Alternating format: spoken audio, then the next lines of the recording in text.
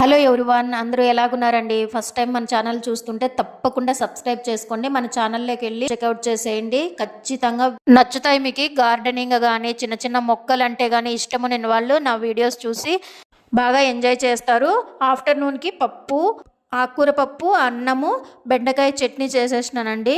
మీరేం చేసుకున్నారో నాకు కామెంట్ సెక్షన్లో కమెంట్ చేయండి. రోటి పచ్చడి లాగే ఏమంటే రోలు నాకు సపరేట్గా లేదు, కానీ అట్లా రఫ్గా దంచుకునేది బెండకాయ చట్నీ సూపర్ ఉంటుంది. ఎల్లిపాయలు కూడా రఫ్గా దంచుకోవాలి. లాంగ్ వీడియోస్ చూడండి, మీకు ఖచ్చితంగా నచ్చుతాయి.